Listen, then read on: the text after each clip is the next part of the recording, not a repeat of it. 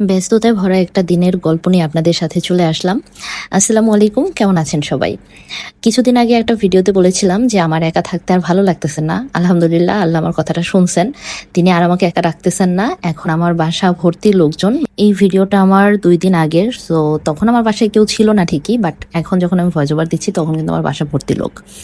তো আমি আমাদের এখানে আসলে গ্যাস থাকে না। আমার মনে হয় ঢাকা শহরে এখন গ্যাসের খুবই প্রবলেম। তো আমি আগের দিন বিকালবেলায় এই রান্নাগুলো করতেছিলাম। এখানে একটু মাছ রান্না করে রেখেছিলাম, সাথে এই যে বিস্কুট পিঠা বানিয়েছি। তো আজকে এই বিস্কুট পিঠা বানাতে অনেকটা সময় লেগে গেছে, যেহেতু বিস্কুট পিঠার সাইজটা আপনারা দেখতেছেন। এগুলা কাটা, তারপরে এগুলা ভাজাভাজি করতে আমার বেশ অনেকটা সময় লেগে গেছে। পরে ভাবলাম যে আমি এরকম সাইজ না করে একটু বড় বড় করে বানিয়ে ফেললেই তো হতো, তাই না? তাহলে আমার সময়টাও বেঁচে যেত। যাই হোক, কিছু আর করার নাই। ওই যে বলে না, মানে সময়কালে বুদ্ধি আসে না, এরকম কিছু একটা কথা আছে, তো আমার এখন মনে পড়তেছে না। যাই হোক, তো আমি সবকিছু রান্নাবান্না করে এখন আমার রান্নাঘরটাকে একদম ক্লিন করে রেখে দেব, কারণ কালকে সকাল থেকে আবার আমাকে রান্না শুরু করতে হবে। আর সকালবেলা এসে আমি যদি একটা বিচ্ছিরি রান্নাঘর দেখি, তাহলে সাথে সাথে আমার মুডটা অফ হয়ে যাবে। তারপরে আমার রান্নাবান্নার একদম ১৩টা বেজে যাবে। তো আমি একদম সুন্দর করে আমার পুরো কিচেনটাকে পরিষ্কার করে নিচ্ছি।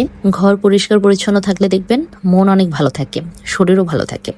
তো আমি চেষ্টা করি সবসময় আমার ঘরটাকে একটু পরিষ্কার করে রাখার। গুছিয়ে খুব একটা রাখতে পারি না, কারণ আমার ছেলে তো একজন আছে মাশাআল্লাহ, তিনি আমার সবকিছু এলোমেলো করে দেয়। বাট তাও যতটা সম্ভব আমার পক্ষে আমি চেষ্টা করি যাতে সবকিছু একটু গোছানো থাকে, একটু পরিষ্কার থাকে অবশ্যই। তো এই তো, এদিকে আমার এই যে চুলার অবস্থাও খুব খারাপ, কারণ তেলের কাজ করলে না চুলার আশপাশটা এত বেশি তেল কাস্টে হয়ে যায়। তো আমি প্রতিদিন দেখা যায় ২ বার ৩ বার করেও আমার এই যে আমার এই যে চুলার আশপাশটা আর কি, এইটা আমি পরিষ্কার করি। আর পুরো কিচেনটা আমার আসলে রোজ পরিষ্কার করা হয় না, কারণ রোজ একটা পুরো কিচেন পরিষ্কার করতে গেলে না অনেক বেশি কষ্ট হয়ে যায়। সো আর ওই সময়টাও আমি পাই না। বাট এই যে কিছু কিছু জায়গা আছে যেগুলাতে একদম তেল পড়ে থাকে, এই জায়গাগুলো কিন্তু আমি রোজই পরিষ্কার করে নিই। আজকে আমি আমার পুরো কিচেনটাকেই পরিষ্কার করে নিয়েছি, কারণ যেহেতু বাসায় লোকজন আসবে, সো কিচেন অপরিষ্কার থাকাটা আমার একদমই পছন্দ হবে না।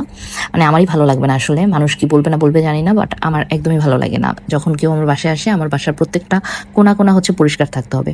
তো যাই হোক, পরিষ্কার টরিষ্কার করে আমি আজকের মতো সব কাজ বাজ শেষ করে দিয়েছি। এদিকে আমার ছেলে আমাকে দেখছে যে আমি ওই যে বেসিনের মধ্যে পানি দিয়ে তারপরে ফুল টুল ভিজিয়েছিলাম। তো তার মনে হয়েছে যে তার খেলনাগুলোকেও এখানে গোসল করানো যাবে। তো কি আর করার, যতই ব্যস্ত থাকি ছেলের আবদার তো রাখতেই হবে। ছেলের এই যে খেলনাগুলো আমি সুন্দর করে পরিষ্কার করে দিলাম। এই ক্লিপটা পরের দিনের সকালে উঠে আমি দেখলাম যে পর্তুলিকা গাছে বেশ অনেকগুলো ফুল ফুটছে, মাশাআল্লাহ, বেশ সুন্দর লাগতেছিল। তো আজকের মতো ভিডিওটা এখানেই শেষ করতেছি। নেক্সট ভিডিওতে আবার দেখা হবে। আল্লাহ হাফেজ।